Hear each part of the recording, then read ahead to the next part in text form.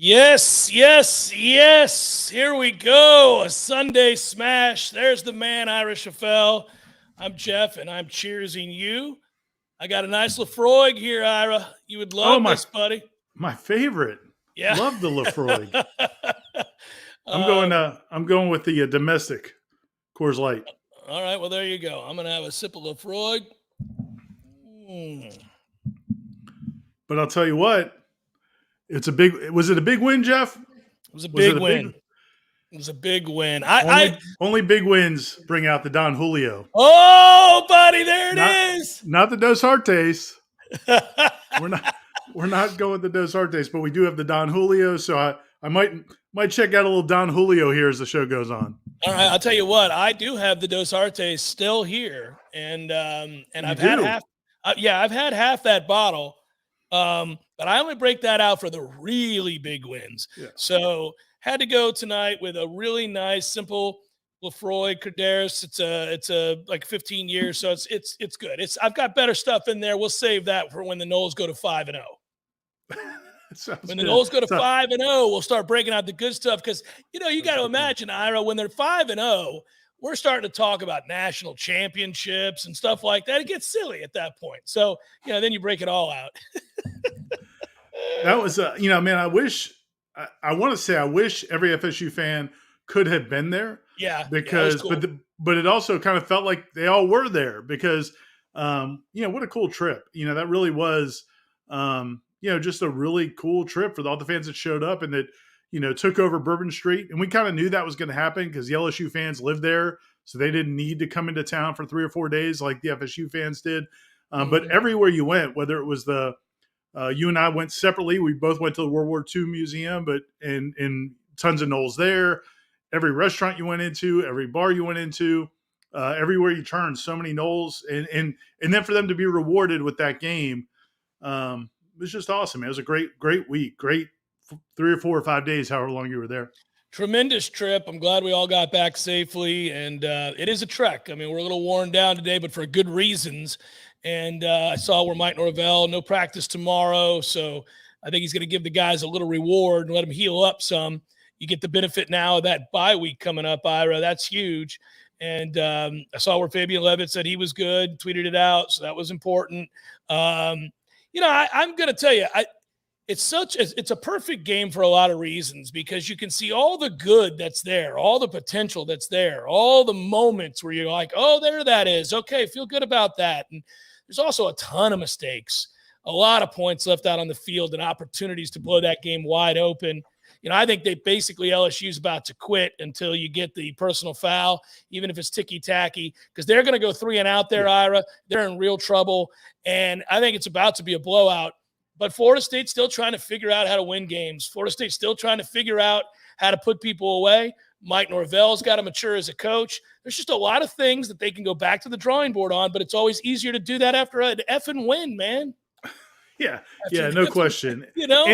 And one of the things, I write a little bit about that in my 3-2-1 column, which isn't not up on the site yet, but we'll be up either soon or maybe in the morning. We'll see. We're kind of spacing out our content because there's no practice tomorrow. But I think the one thing I would encourage people to think about when you think about Mike Norvell as a head coach, and it's something you and I have talked about, is the guy's 40 years old, and this is his first Power 5 job as a head coach, and he was a head coach at Memphis, where you can make mistakes at Memphis, especially in a lot of the games where they had so much more talent, or were such a better program than a lot of the teams they played against, that they weren't under the magnifying glass. And I think as he matures as a coach, you'll see him make less and less mistakes. And the point I would make is, again, Jimbo Fisher, those first 3 years, 10, 11, and 12 before the 13 season, he made plenty of mistakes. And we criticized him for all of those mistakes. Sure. Just like Bobby Bowden was a different era. But if you go back and look at a lot of those losses before they finally won a national title, he made a lot of mistakes too, because you know what? Coaches make mistakes, especially younger coaches. So I have a lot of confidence in Mike Norvell from what we've seen is going to get better and better and better as a head coach. And I think the fact that you do also need, while it's fine to point out some of the mistakes, it's also important to really respect what he's done for this program in 3 years, because he has completely changed this program. The way they compete, the way they go about their business, it's a completely different program than it was 3 years ago. And you got to remember that part too. I think that's fair. It's always trying to create and find the balance. There are fair criticisms, and you're not a hater if you bring them up. And you're also right to point out the many things that are in the positive ledger for Florida State now that Mike Norvell has flipped culture. You know what's interesting, Ira? I brought this up today. We did a miniature version of the Jeff Cameron Show while driving podcast to get something up because we were just kind of having a conversation. I said, you know what? Let's just record this because – I think a lot of people are talking amongst each other right now as Florida State fans, and everybody wants to share their thoughts. And I see you, Z-Chan. I'll get to you in just a moment. But I do. I think what's interesting is watching LSU, Ira. That is a program that is a coach that comes in and is having to do something similar to what Mike Norvell had to do. Right when you come in, you see immediately that the locker room is toxic, that there's a lot of individualism. There are a lot of guys that are looking out for themselves. It showed on the field. They were in disarray a lot of times. You could see they didn't quite know what they were. There wasn't a lot of trust there. Now, Florida State made a mistake of giving them a pulse there late by making mistakes. But the point is, when you got receivers after that game removing LSU references from their Twitter and Instagram, this reminds me of the kind of, brokenness that we saw here when Mike Norvell took over. And you've got to find a way to live with the veteran players that maybe aren't bought into you because they're only going to be there for one more year, and they're pissed off that things have gone south for them after Ed O turned this thing the wrong direction after so much success just a few years ago. And then you got the new guys that are maybe buying in to the new coach, and it's just disjointed. And I thought LSU looked like that team that we were a few years ago. So it's important that Florida State not lose that game. And they nearly did. It's enough to give you a heart attack, but it's a big win. Now you got to go see if after this bye we can go on the road. And who knows the kind of dysfunction that's going to be going on at Louisville, Ira. That's a crazy game for them to get housed like that. I got to imagine Satterfield is under a lot of pressure. That may be a weird environment too. Well, and they got to play UCF first down in Orlando. So that could be a challenge. Z-Chan, thanks, man. It was great meeting you too. Z-Chan, Zach was one of the folks that came out to the meet and greet that we had in New Orleans on Saturday afternoon, which was awesome. We didn't know how many people were going to be there. We kind of worked with a local establishment, and I think we overwhelmed them. We probably needed a place 2 or 3 times the size because, man, we had a ton of fans there, and I had a bunch of friends text me, hey, tried to get in, couldn't get in. We'll see you later. But the people who did, and Z-Chan was one of them, was great to meet him. He asked if we think FSU will be ranked after that performance yesterday, and also was a ceiling on wins and losses. I don't think either of us expect them to be ranked, but the ceiling for wins and losses is a good topic, and it's something that I also write about in my 3-2-1. So that topic is one that allows us to issue the reminder. You just don't want to extrapolate or take too much away, good or bad, from one game. You got to be careful because lest we forget, Florida State took Notre Dame to overtime last year, and we all left that stadium feeling better about where the program was headed, where they were probably going to end up, and they turned right around and lost to Jacksonville State and started 0-4. So I'm not telling you that's going to happen, that Florida State gets a win and then all of a sudden falls apart. I am saying that one game doesn't tell you everything you need to know, that there are some things you can get excited about. I would suggest getting excited about Jordan Travis and stay excited about Jordan Travis because he is slowly making me a convert. He has shown great growth. He has shown great poise. I thought LSU threw a ton of stuff at him last night, Ira. Went back and watched a lot of stuff this morning before we left. Man, he handled all of it with poise. He had a real good sense. There's no doubt he's got a greater handle on the depth of this playbook, right? We're learning and seeing so much more from him now. They're not as limited as they were, and that's because they trust the quarterback. So if you trust the quarterback, then a lot of things can go well moving forward. And I think that's the takeaway for me is that, hey, look, there's still a long way to go for some guys. We need the receivers to be more consistent catching the football. We need to see more development from the offensive line. There are a lot of things we can point to on that defense, especially in the secondary, that concern me. But I think you got unequivocal belief in your quarterback right now. And right on that point, though, when you say that, yeah, they have ways to get better. That's to me what's so exciting. I think about this team is the backs did not play particularly well. I don't think they saw some openings that were there, some opportunities that were there. I think the backs made some bad reads. I also think, as you said, I think those receivers are going to win more of those contested catches. We've seen them do it in practice. They did not do it in that game. And I think the secondary, I really feel like the change in mindset, playing to preserve a 2-touchdown lead late in the fourth quarter is something this team has not had to do a whole lot against any team of significance. And I think they had a hard time kind of getting a feel for what they were supposed to be doing. But if you look at the first 3.5 quarters, that defense played really well. And so now that's not a great offense. I think, to your point, Mike Norvell now knows what his team is. And so to the point you made about where Brian Kelly is with his team, it's not just the culture stuff. Like Mike Norvell knows what guys can do. He knows what to ask of them. He knows what positions to put them in. Brian Kelly clearly does not know his team yet. It's understandable. This was their first game. This was why it was such a great spot for FSU. But at halftime, he's like, look, Jaden Daniels is not playing quarterback. He's just running around. And at the end of the game, he was basically saying the same thing. Now, he did have the 2 drives late out of desperation when FSU had backed way off. But the reality is, that's probably not what Jaden Daniels looked like in practice. And I think a lot over the last year or two for Mike Norvell and these coaches was figuring out what can these guys do? What do they do well? Let's put them in position to succeed. And I think Norvell and their staff, I think they did a really good job of that was a team that was completely prepared, completely dialed in. And as you said, even when different things got thrown at them, Florida State looked like the well-coached, competent football team that we have not seen around here, man, in a long freaking time. With room to grow for both guys, right. You're right. It's great because we can acknowledge both, right? There are long stretches where the defense plays well. I am concerned. I'll be very interested to see, Ira, one negative, and I'm not harping on it, but, man, I don't know what's going on with Duke Cooper. He didn't play well last night. He didn't play well in fall camp. He doesn't look like the same guy that finished the year last year. The last 4 games last year, he looked like a rising star. And if you look at, I know PFF isn't everything, but he torched there too. I don't know if there's I don't want to say it's an injury because he played, so obviously he's not hurt. Maybe a confidence thing. I don't know. He's not as far along as I thought he'd be right now after the way he ended last year. And the only reason I bring that up is Renardo Green was solid, but he's not an elite corner. He can be a solid corner for you. So you worry that some of the more competent quarterbacks at throwing the football are going to take advantage of those situations. So, but you got time because you can get better and you can adjust and do these kinds of things. Jeremy, thanks so much, brother. Appreciate you. Thanks for noting the coverage. And, let's go. Indeed, go Noles, go Warchant, says Jeremy. Thanks, Jeremy. Appreciate you, Jeremy. Always do, brother.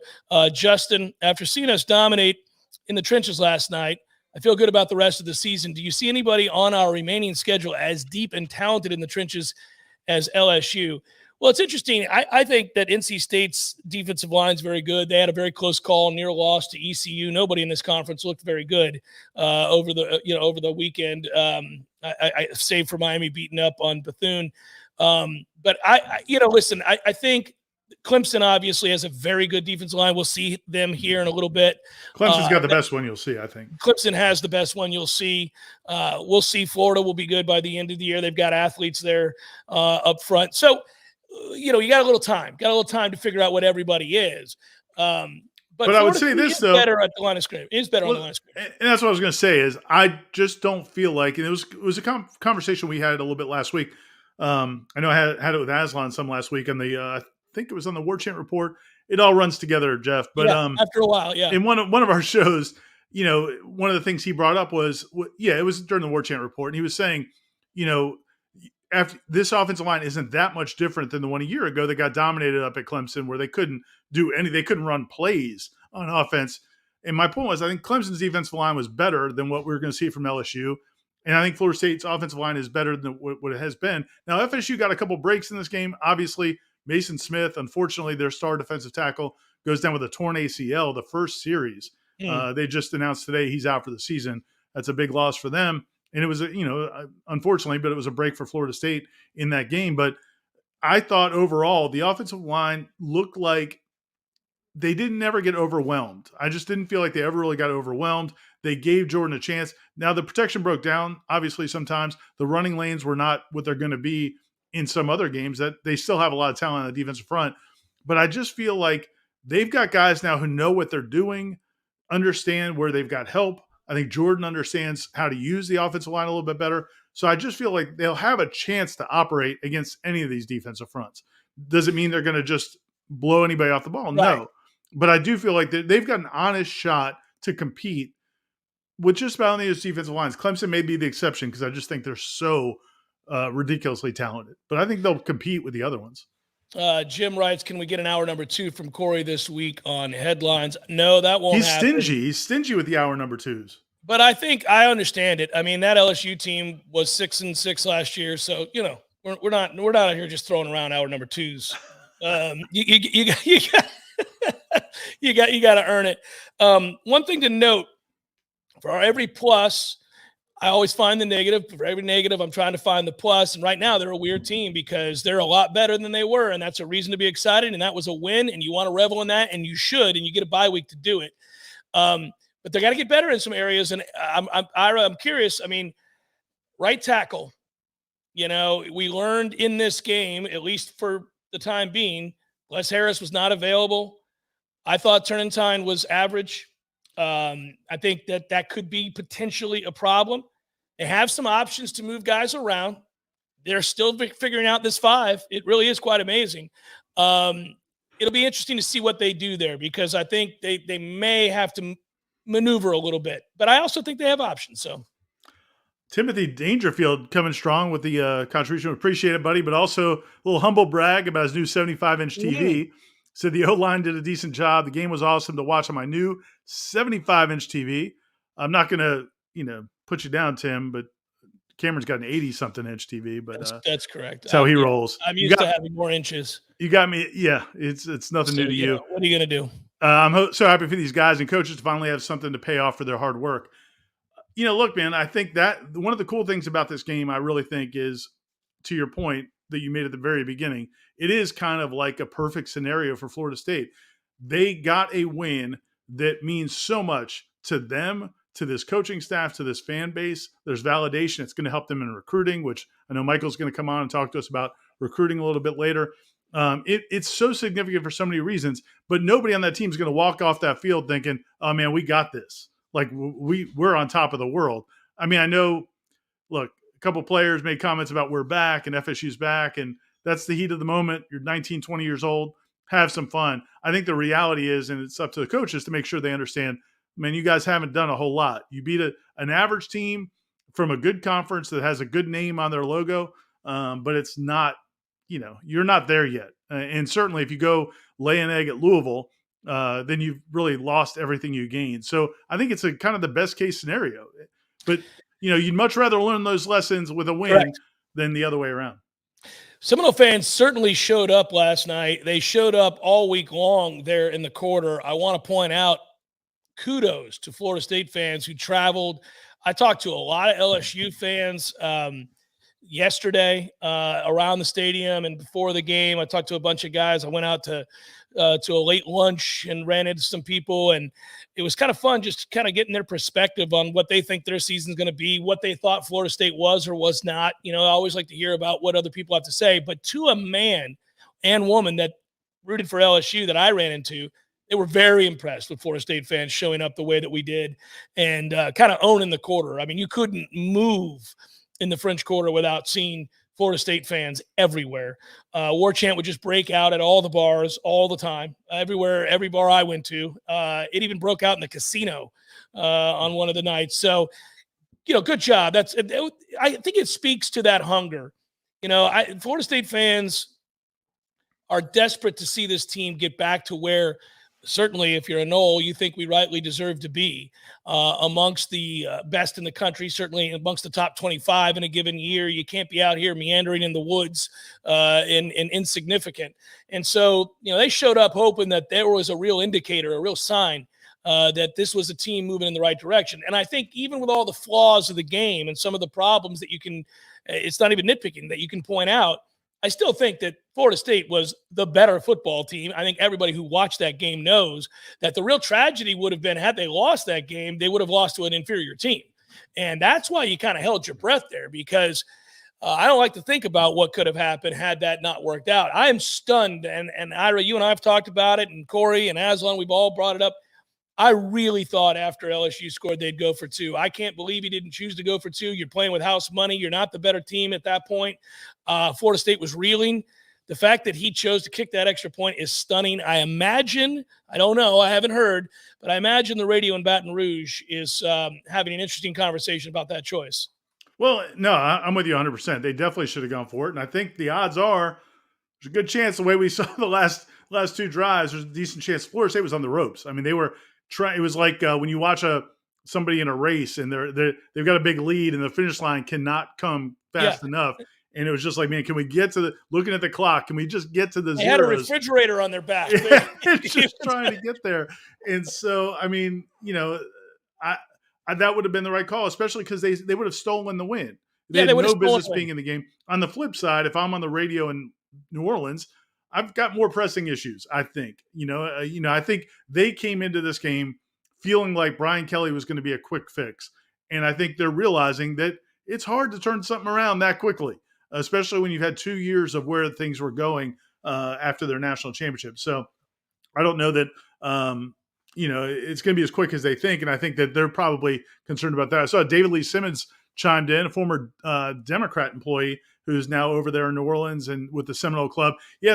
And to your point about the excitement from the fan base that were there, there's shout out, David. The excitement the fans were there. I was talking to a few FSU fans over by Lafayette Square, and the day of the game, early, that was like around lunchtime, and they were talking about how excited they were about the fan support. And I said, well, I think it's a perfect timing because FSU hasn't gone to New Orleans in 20 years.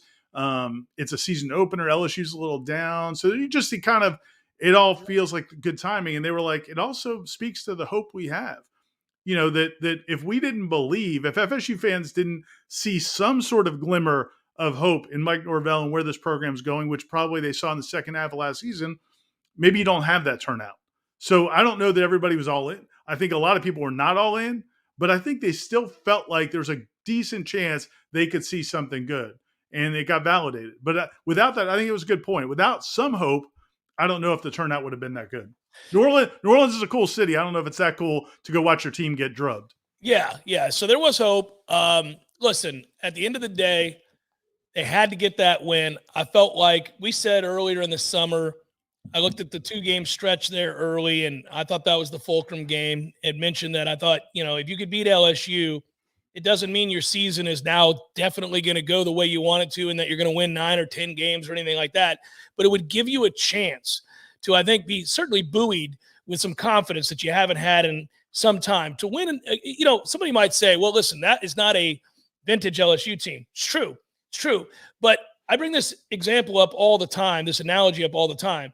If you're struggling as a hitter in baseball and you face a weak pitcher with an ERA of 8 and you happen to tattoo him and go 3 for 5 for the night and hit a couple of dongs, it doesn't really matter that it was off a guy who's struggling, because the next time you get in the box, you're filled with confidence. You believe you're going to get a hit, and that matters a lot, man.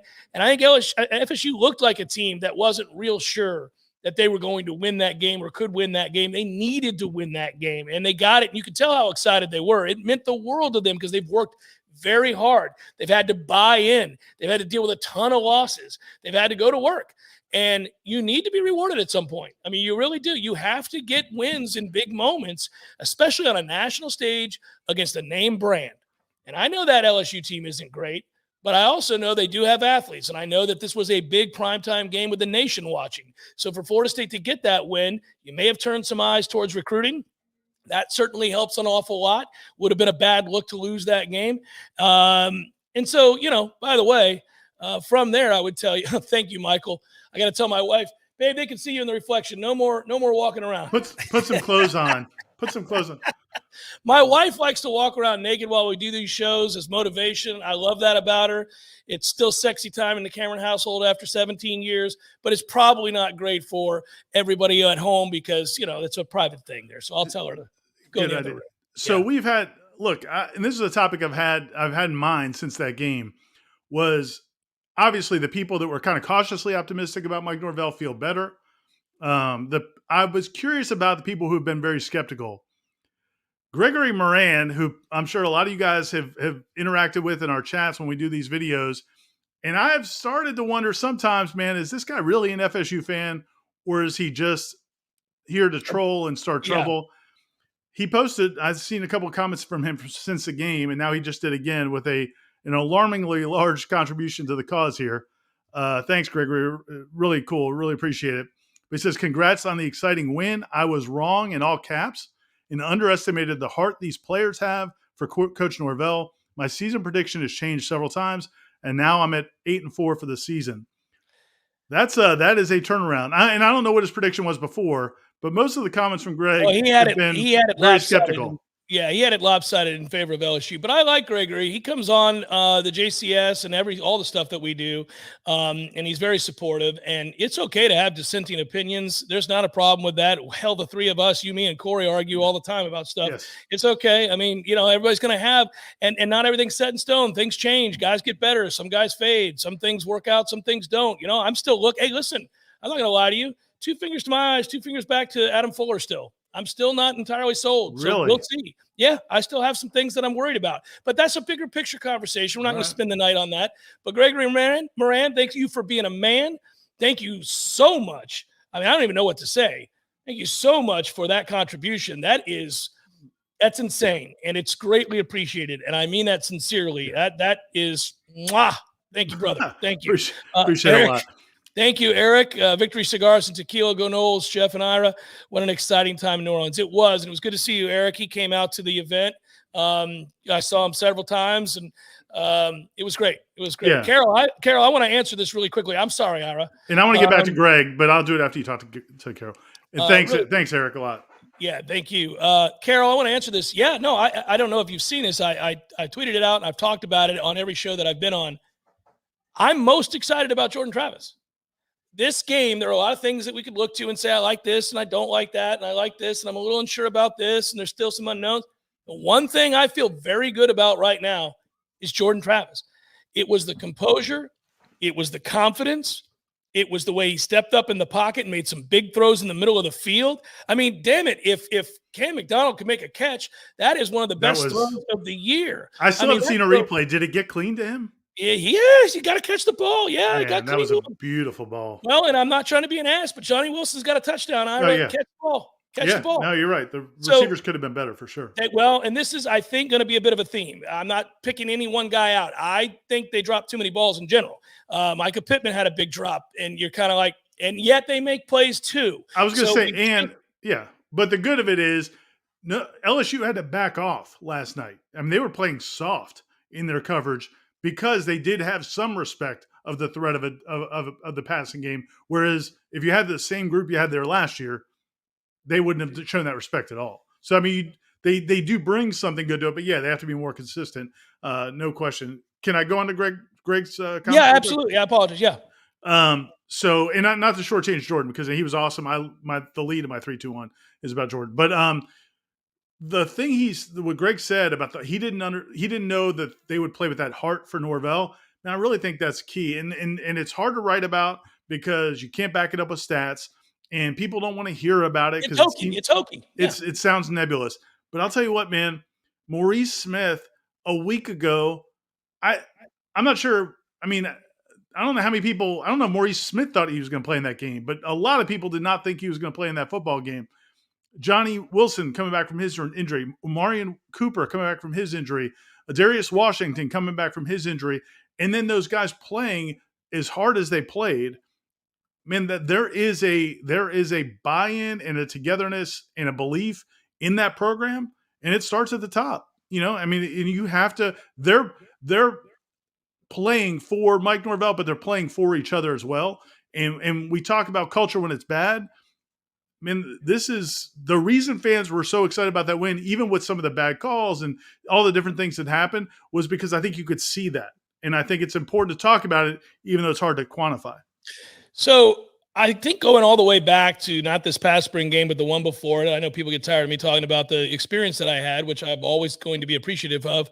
I'm telling you, that day meant a lot to me, not because of what I got to experience, because of what I heard from the players talking about their head coach and what I saw at his house for the night before his dinner. And we were all there, and I had a chance. I remember sitting there talking to Andy Staples of The Athletic, and we were watching this play out. And Andrea Adelson was there too, and she was great. We were all just kind of comparing notes and talking about what we were seeing. Well, one of the things that was universally agreed upon by non-football staff members, just those of us that were there to observe, Gene Deckeroff was there and others, it was that they clearly loved that guy. And he gave a speech, and I don't think he'd be mad about me bringing this up, but I've brought this up before in passing. Before the end of the evening, after everybody had dinner, every single member of the team and every member of the coaching staff was at Mike's house. And everybody was hanging out. He has a big pool, go figure. And everybody was jumping around, having fun in the pool and all that. And Mike got up to speak to his team and to talk about how much gratitude he had for the work that they had put in. And he talked about, I'm glad spring's over. Tomorrow's a chance to showcase what you've learned. We're going to have a great day, everybody. But before I get started, I want you all to know it means the world to me, and I'm paraphrasing, that you guys have bought in, that you've worked as hard as you have, and that you're here at my house tonight. We're going to do this as often as we possibly can. And he got choked up. And the players mobbed him. They're like, we love you too, coach. And I watched that, man. It was legit. It was touching. They clearly believe that he cares deeply about them. You know why? Because I think he does. And now listen, again, on the heels of that, you've always got to point out that wins matter most. And you've got to win games, or all the loving in the world isn't going to change the fact that you're not achieving the goals at hand for the money that you're making. But man, it does mean something, especially in big games, especially in moments where it's on the line, that the guy next to you and the guy next to him are all playing for the same things, and they all care deeply about it, and they're all passionate and working hard to that end. And that starts with the culture that you create with your head coach. So it's a big deal. Read Seth's comment, Ira. Sorry. Seth Hausman, thanks for the contribution, Seth. Appreciate it. Thought the linebacker play was much improved. The defense held LSU to 250 yards for that last drive. That drive did happen, though. Correct. I think playing prevent was the wrong call. Building blocks seemed to be there. Go Noles. Yeah, I mean, I'm not a fan of playing soft, especially with that much time left. I mean, I felt like there was certainly enough time in college football to go down the field a couple times, and so I didn't love it, because when Florida State got the ball back before the muff punt, Florida State got the ball back with, I think, 4 minutes or so, and they barely ran less than a minute off the clock. And it's hard if you can't get a first down, and you're going to give the ball back pretty quickly to the other team. So I didn't like playing as soft as they did. But the flip side of it is, man, if you don't and you give up a quick touchdown, then people lose their mind about that too. So I'm with you. But overall about the defense, though, and I also think part of it is guys need to learn how to play in those situations. Like, just because we're having you play deep doesn't mean you let them catch the ball or let them make a play. So they have to learn that situation. But as far as defense overall, yeah, man, I thought Tatum Bethune, again, he's the guy we thought he was going to be, and we hoped he would be. I mean, he's a different looking linebacker. He had some big time plays. Kalen DeLoach had some DeLoach was phenomenal. Huge plays in that game. Yeah, if you go back, I'll tell everybody this: go back and watch that game again, because when you do, DeLoach, I sat next to you in the box. I knew he was having a good game. I didn't realize how good a game he was having. He was shot out of a cannon in a lot of situations. So they're better. That group is better at linebacker. We talk about what can we extrapolate from these games and their one-game sample sizes, and it's awfully difficult to go over the top with effusive with praise or negativity.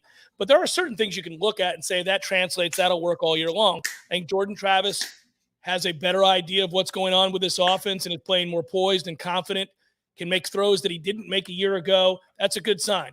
And I think without question that the linebacking core, with one more year of Kalen DeLoach having come on at the end of last year and then bringing in Tatum Bethune, changes that group quite a bit.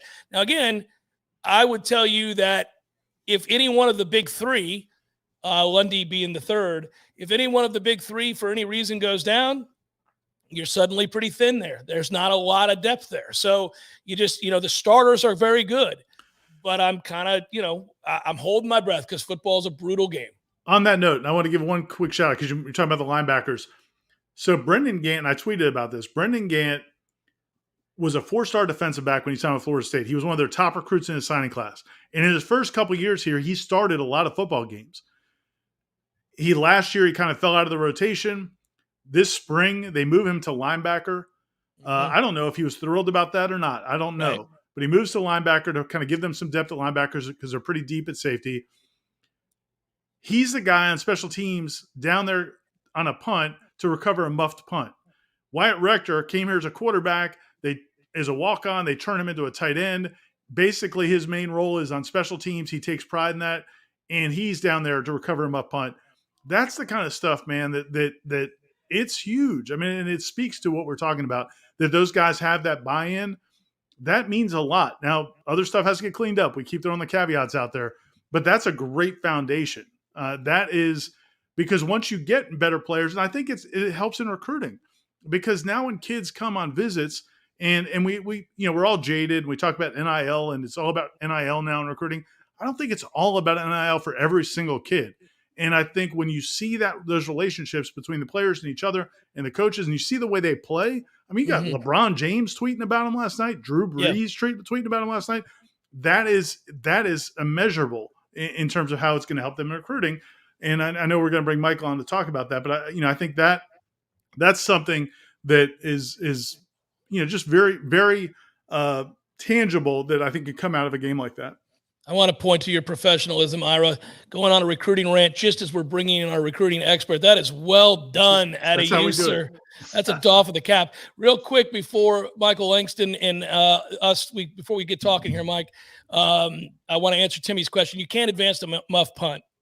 He asked in the chat why it wasn't a touchdown. You can't advance by rule. You can't advance a muff punt. So, and our guy, it's funny. We knew it too. He knew it. If you watch him, he picks it up. He knows. But that's the answer to your question. Michael, what did this do for recruiting last night? Did Florida State get 7 5-stars to say yes? Not yet, but it was a massive weekend for FSU. You had several guys on there, top players that were there. Obviously, Hakeem Williams, I think a lot of people have seen his Instagram showing different videos of him being there, 5-star receiver. Several FSU commits that you certainly want there to see your product. It's not just about the uncommitted guys. It's the guys that you were able to convince that, hey, this is the place and believe in our vision. Is kind of rolls back to what you guys have said going to this game, that it fulfills everything of what the vision that Mike has set out. He didn't say, hey, we're going to win this many games, but he's like, you're going to see a different FSU. And even going before this game without seeing a lot, because I watched the game last week, and I told Jeff and Ira and those guys, like, hey, I really liked the business-like approach of preparation, organizations that kind of made you feel good going in this game, but you still didn't know because we didn't know anything about LSU except there's a new coach. But the one thing I always go back to going into this game was what Hakeem Williams told me, when he visited FSU Seminole Showcase. He's like, Mike, I'm telling you, they throw the ball a lot in practice, a lot. And I'm like, what? Because you're thinking FSU, you think of running, but in this game, we kind of saw that coming out party. And my biggest takeaway was Jordan Travis in this game. Like, that dude looked like a different dude that I've ever seen, reading the field, seeing the field, making plays, really good with the underneath throws to Micah Pittman a lot. I think that set up a lot of stuff that they wanted to do and really just set the tone for what they did. They had some really key third downs, and Jordan was just so good reading the middle of the field. And I think it's just huge for recruiting because kids are seeing it's not just the running back show, as you saw in the first week. It's like these dudes can generally throw the ball, and they got playmakers that can get the ball. We saw that with Johnny Wilson. Obviously, there's a lot of drops and there's a lot of mistakes, but you saw a passing game. I've said that all year before the start. In order for FSU to make the move and move the needle, first off, you got to win a game that's nationally televised like LSU. Secondly, you got to show something with your passing game. Kids want to see that stuff. That's been the that's been kind of the Achilles heel of why recruits aren't dramatically drifting to FSU's because of the passing game. You showed that in this game, and then it's just a complete package of finding a way to win. Even though there's a million mistakes in this game, you guys covered them all. I can't. There's no reason for me to go back, but it's like that kind of stuff, the compete level. And I've told Ira this. I really feel like this is a team that they finally have a roster that can compete with any team they play. It doesn't matter. It's not about them. They can win every game. It's about they can compete. This is the first roster they have to compete against the Clemsons, the Miamis, the Floridas, all these teams they play. LSU, they have the ability to compete with these guys. Yeah, they weren't outclassed. Sorry, Ira, they weren't outclassed physically in any way. So that is very, very positive moving forward. What were you going to say, Ira? Yeah, I was going to say, you talk about the passing game, and obviously that's the kind of the big storyline out of this. But also, one of the guys on hand was Cam Davis, who is maybe one of the top couple running backs in the country. Last Friday night, I know you had it in the Friday Night Rewind that people can find on the site where you have all the stats from all the different players. Had over 500 yards of offense in their game Friday night. He ran for like 250 and threw for like 250, which is just nuts. Yeah. I think people are going to sweat Cam Davis until signing day, right? Yeah. Because he is in such demand. He lives in Georgia. There's always so much concern about is Kirby, and the people around Kirby and the people around that program, they're going to make it so he can't say no. How good do you feel about Cam Davis? I feel good. This is a game that, like I said, it's not just about the uncommitted guys. It's about the committed guys of showing. He's been committed for over a year already, right? Yeah, and before people ask, no, he's not a quarterback. He plays quarterback because he's their best athlete. But no, I think it was big for all the committed guys and even a lot of uncommitted guys, even guys like Jalen Brown and Shelton Sampson who were there to watch LSU side of it. They saw an FSU that they haven't seen before. So I think it's going to change their perspective of FSU. I think you might see, maybe a official visit for one of those guys or two of those guys, or see them visit the campus more. I told Jeff, and I ain't kidding. I told Jeff this before the game. I was like, Jeff, my phone's going to blow up. I was at 9% after that game on my phone because I was constantly talking to kids, interviewing kids in the lobby where I was staying. Yeah, I was seeing transvestites on the streets in Bourbon Street and all that stuff. But I was also just the amount of buzz is there. But at the same time, I'm going to talk like Ira. You have a game in Louisville coming up in 2 weeks. You have to follow up that, and that's what recruits are looking for, the consistency every week. And I think the Louisville game is just as important because that's ACC, but this is a step forward. This is the big step I've talked to Jeff about. This is the big step that I talked to a lot of people about, that you haven't had a national game where you have people like LeBron James talking about you, Drew Brees, as Ira mentioned. They're all talking about FSU. You're the only game in town. Everyone's talking about it. It's on ESPN. They showed it on SportsCenter like 100 times of FSU winning, and it's not the same LSU. It's still a top-notch program with talent, with a lot of talent. Probably more talent than what FSU's roster is when you look at talent for talent. But I think the main thing was kids want to see them win games like this, and now this is the first step of doing that. Guys like Cam Davis certainly take notice, and I think everything's by the Boston College game when they play at home again. That's their next home game. You're going to see a lot of kids, I think, visiting FSU. They just have to keep the consistent model of what we saw, last night. Michael, always a pleasure, brother. Be well. Thanks for the insight. We'll talk to you again real soon, man. Thanks, man. Take care. We'll see you. That's Michael Langston, our lead recruiting analyst for Warchant.com. You can read his stuff all throughout the week on Warchant.com. Don't forget to like and subscribe, by the way. And listen, there's going to be a ton of content here between now and the Louisville game. You know that. Wake up, Warchant. Tomorrow, we've got Seminole headlines. You're going to drink some Don Julio right now? Don Julio. I'm going to see if it still goes. Let's see if it still goes down as smooth as it last year as it has in the past. Hey, by the way, while you're pouring Don Julio, one of the things I like about the Smash is that it's a little looser, as evidenced by the fact that Ira's drinking some Don Julio, and then I've got some Lafroig here and having a good time. I also like that some of the comments get a little loose This is solid, Travis. Travis writes, why are they not talking more about Pokey? That dude dragged his balls on guys last night. Travis, I think that's accurate. I think he did. That's a fair assessment of his play.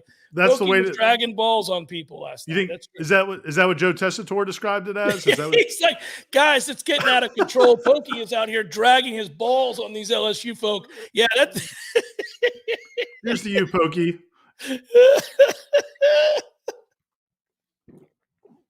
Oh, that's smooth. Oh boy. Oh, good Lord. Holy mackerel. Whose idea was that? The guy at the liquor store that sold you on Don Julio. Man, that is turpentine. Oh, well.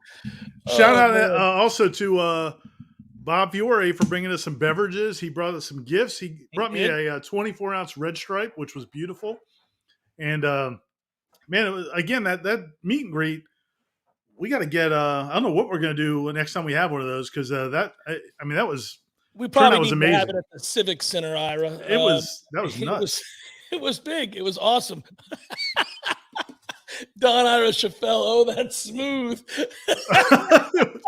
Oh yeah, it was. Oh, that is so good. That is so good. Oh man. Well, listen. So I love that you got that beer chaser to help you out. You'll be man. Right. The Coors Light could not. That's why I went with the Coors Light. I knew I would need something a little clean. You'll be ready to fall asleep at halftime of this Clemson Georgia Tech game, buddy. I have a feeling. That's that's what I expect. This is the beginning of the death march for Georgia Tech's coaching staff. Well, yeah, it is, and it's a brutal schedule. It's also the beginning of me laying my head on a pillow shortly, because I was laughing. You and I walked out of that field with Corey and Aslan.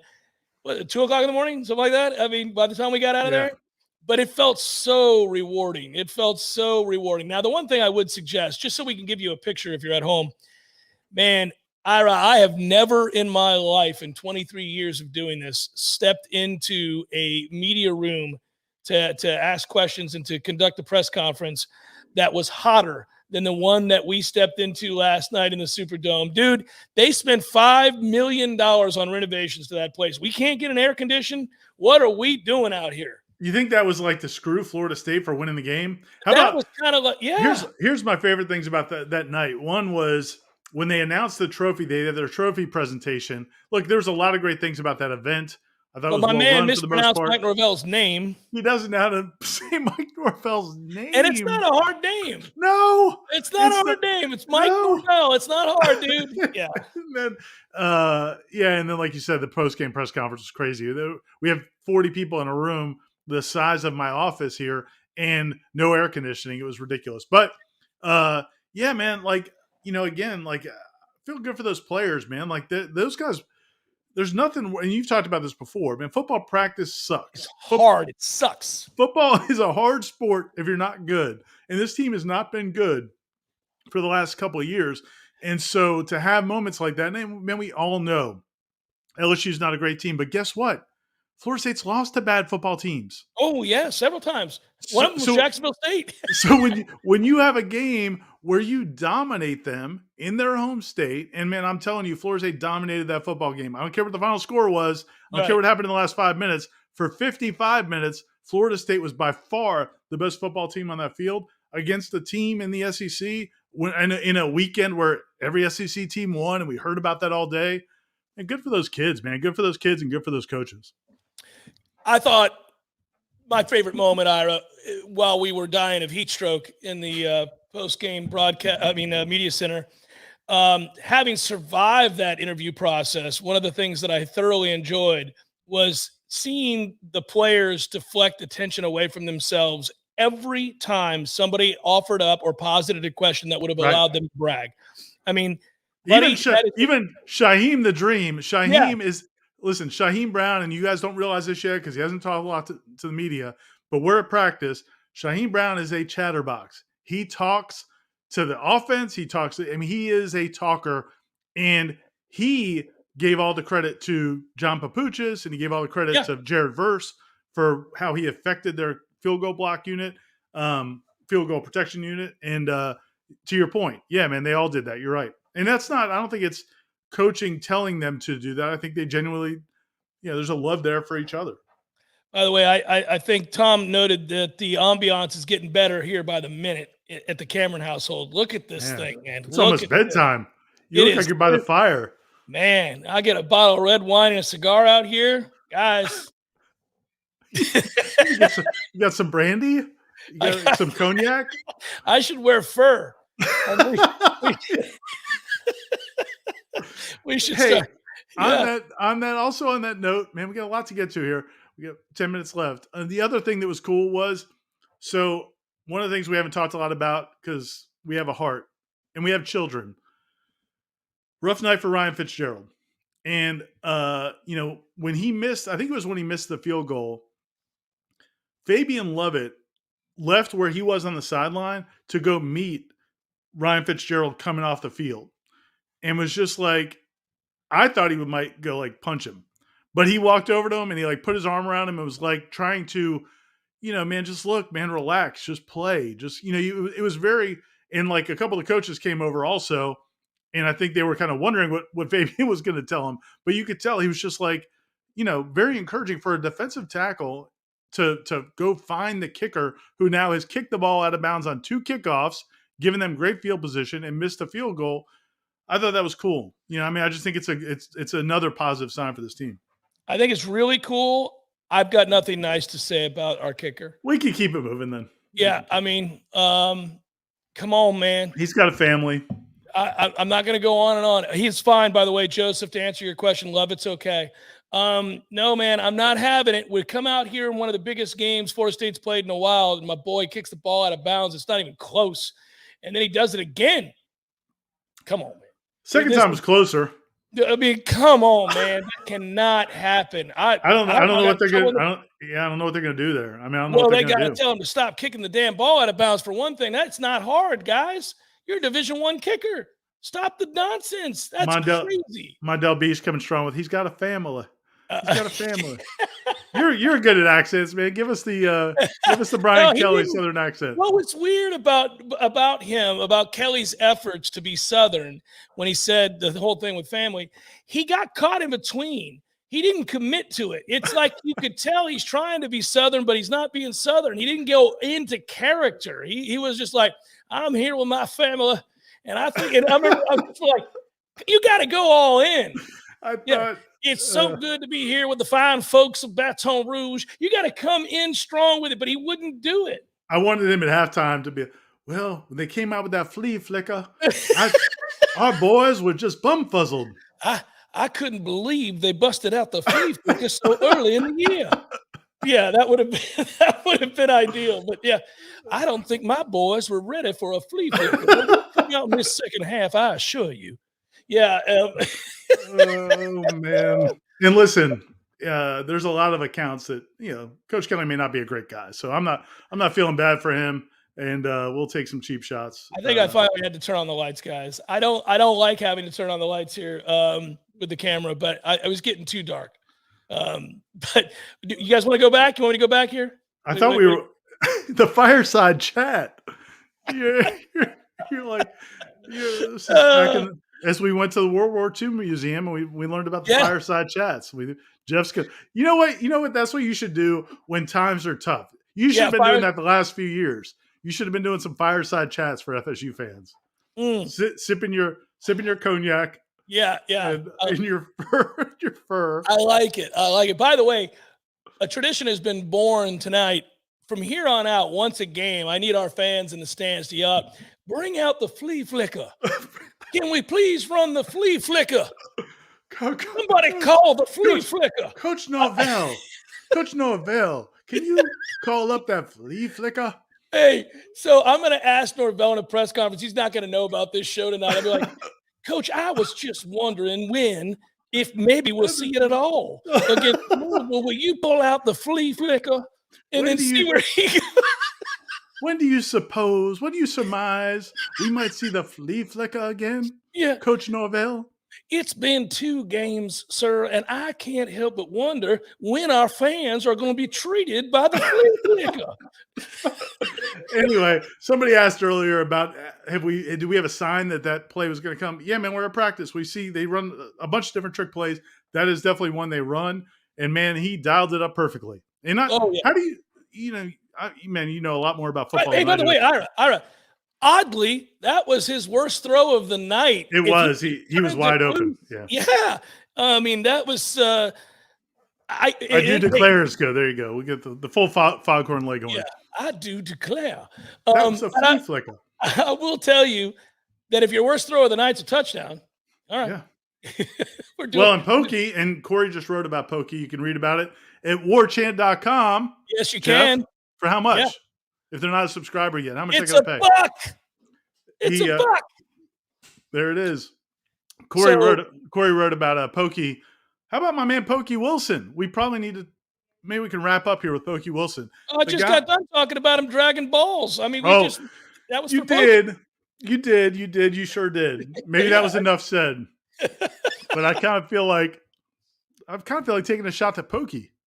Well, Pokey, yeah, cheers. Let's see some Don Julio. We got 3 minutes left in the show. Let's get one more Don Julio in there. It's probably a bad idea. Hey, listen, you're safely at home. I am home. You're home. This is for you, Pokey. There you go, Pokey. A little more Don Julio. I'll take a sip of my Lafroig here. You talk about Pokey here while I do my pouring. You know what's cool is that's you know what's really cool is this bottle, Jeff, only cost me about $18. Imagine that. And it's lasted me a year. Are you kidding? That's good stuff. I'm going to tell you this: as Ira does a shot of Don Julio, and then we call it a night. And we'll go watch football. Good for Pokey. There it is. Oh, so boy. Silky. Oh, God. Silky Ira. Get you some of that Coors Light up in you, buddy. Oh, boy. Hold on. Take the edge off. Take the edge off, buddy. Oh, man. All right. So, hey, good for Pokey for a lot of reasons. My man was not talked about hardly at all coming into this season because of all the transfers. And all he did was go out there last night and say, no, I'm still your guy. I'm still your guy. So good on you, Pokey. Off the cap there. And not just make catches, but he was interfered on both of them. Like the last one, that catch is ridiculous. I didn't in real time from the press box. I knew it was a good catch. When you watch it back, it's like, man alive. It's a really good catch. Before this devolves into something we regret, I want to thank everybody. There were over 1,000 people on here tonight. It means the world that you guys have been this kind of interactive and kind to us. We appreciate it. I mean that sincerely. To all of you that I got to meet in New Orleans and for all of us on the Warchant staff, I want to thank you very, very much. We had a great time, and thanks for being so supportive, man. This has been a fun switch over here, and you can get warchant.com for $1. It's $1, and you should do it. Thanks to Gene for sending us all out there. Boss man. The boss man was supposed to come. He backed out at the last minute, but we had a great time. Tom and Aslan, Corey, the whole crew. Some of our significant others were there. It was a great time. So, and thanks to everybody, because we had big news last, I guess, was it Saturday that we announced it? That over 10,000. Over 10,000 subscribers on the new website, and biggest one in the network. So, by the way, that's too good. Jeff Cameron's got. Where did I see? Did I just see that? You got the Bill Cosby vibe? Yeah, the Bill Cosby vibe. That is so well done. Oh, man. Let me see. Can you see me before we sign off? Okay. Oh, there it is. Oh, everybody. Here we go. You really need some music in there. A little Marvin Gaye. Okay. All right. Maybe it'll happen. I see what you're doing. All right. Thanks to Tom Lang. Love you, Ira. Be good, everybody. Peace out, guys. Thanks for watching. We'll talk to you later. Thanks, Michael.